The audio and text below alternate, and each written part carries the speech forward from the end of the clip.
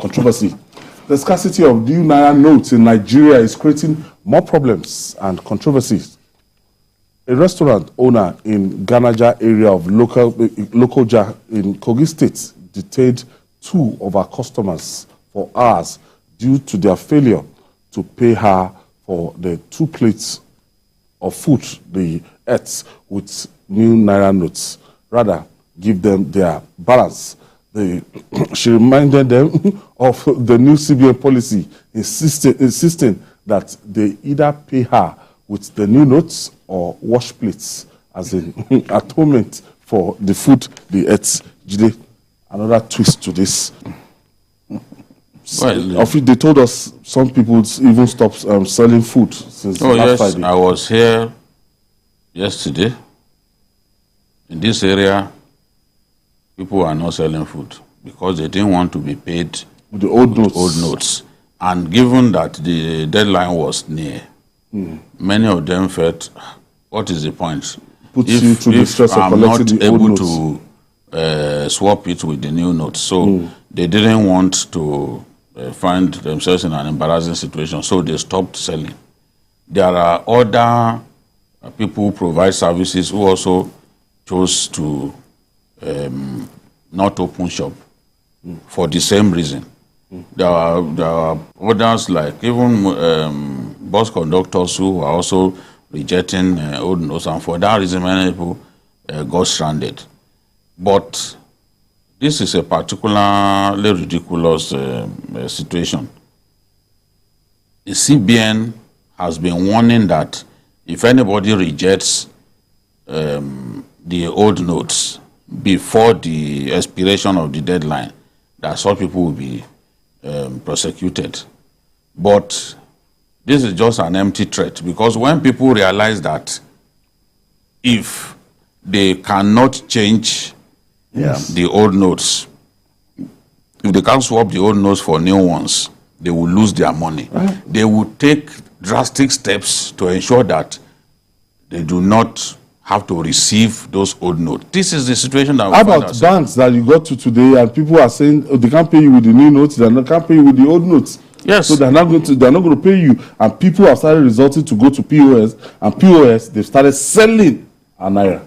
Yeah, of course the POS, even before now, their services were not free. So with people desperate, you know, ordinarily this thing should have been for 6 months. But because some people convince themselves that, look, politicians will not be able to find the money to buy votes if you do the naira repainting at this time, because it's not a redesign. They are fooling themselves that politicians, if people who are doing parties can have access to it, how much more a politician? I said this yesterday because, look, Nigerians need to be informed. A lot of Nigerians are ignorant. This is a fact. It's not, I'm not diminishing Nigerians. This is a fact. An average politician would not have that kind of problem. People, no, you see, when you are jubilating that, it's going to stop somebody from winning an election, you are jubilating, you are fooling yourself. That person that you think will not win, he will have access to the cash that he needs. More than you. It is the ordinary man who will not have access. In Kano State, out of 44 local governments, 17 do not have banks at all. Yeah. So what do you do in such a situation? I'm happy that the president himself admitted that this thing is bringing hardship to Nigerians. No, look at the new notes now. Yeah, that's it. Look at the new notes. These are brand new notes that these guys are. They are. So if you think so how are these ones in Nigeria have access? Who are these ones compared to politicians who can pay 100 million for a form? This one now, if you want to buy 50,000 naira, you pay 62,000. That is it. 12,000 naira difference, and you have access to it in any party in Lagos right now. I can tell you that for free. Anywhere you go to, if you just want to buy 50,000 naira new notes, you pay 62. I was coming there yesterday at that party. The one guy was busy hawking it. I mean, he has bills with him. He was selling 20,000 notes of 200 naira for 30,000. Of course, some people are buying. 10,000. He was even 10,000 to you people. No, 10,000. No, no, that's for 20,000. You could have sold it for 20,000 more. People will buy it to still buy it because people are desperate. He has stacks of these new notes with him. Selling. No, the point that we are even making is, if these little little known or unknown people can have access to it. People that you don't even know them. We can't recognize some of them in these pictures. If they can have access to all of this money, you think a politician who probably even has shares in banks, that the bank will even take it to him, who operates, who is close to bank MDs, will not have access to it. It is the poor man that is going to suffer. I'm happy that the president himself and the politician does not think. The politician is a smart man. As we are planning it, he's ahead of you. So this kind of policies, it is the poor that will affect. And I'm happy the president admitted it, that poor people, that he has seen that poor people are suffering as a result of this. This is the point we are making. We are concerned about those people in the rural areas who have no access to states like Borno State that have limited number of banks. Ganduje, the governor of Kano State, went to meet the president in Daura yesterday and told him, he said, Mr. President, out of 44 local governments, he said less than 20 have the president. 17. Only 17 don't have banks at all. Banks. No, it says only 17. So it's difficult for everybody to be looking at it from the precinct of Lagos. If you are in Lagos or in Abuja, they don't know how bad it is. So now I want to enter. The situation is similar in Katsina. I want to enter Danfo. It's similar in Sokoto. Are they not Nigerians? You want to enter a bus from Lagos to Ibadan, and you extend your POS, I mean your ATM card to the conductor. It will slap you and tell you to get down. Or you expect conductors to be carrying POS, or you expect a conductor to be transferred. You want to buy meat in the market. You want to buy meat. Have you observed that even today, that people have been finding it difficult to transfer money? Today, of course, it's been very tough. A lot of traffic. We've not perfected the technology. That's the problem. No, before we can even say the infrastructure must be in place, we should be sure. These things are done incrementally, but because it is meant to achieve, because it is meant to achieve a disingenuous end. Tomorrow we'll be able to hear what Shehu Sani said about this. I think many people know why this thing is happening. You can't hoodwink Nigerians. You can't do 7 years without thinking that in those 7 years you can come up with a game-changing thing like this. You now towards the end of the president's administration, you went to convince him, and he too thought that people who are doing money laundering, they are the only ones who keep sacks of money at home. Now the same president has said he has seen that it is indeed that poor people are suffering as a result of this because they don't know bank MDs. They can't tip people to get into the bank to take money. Some of them have never entered a banking hall in their lives, and they do legitimate business. If you see the quantum of business that is done in our country through agriculture, the bulk of it is done in the rural areas. Their contribution to the GDP is humongous.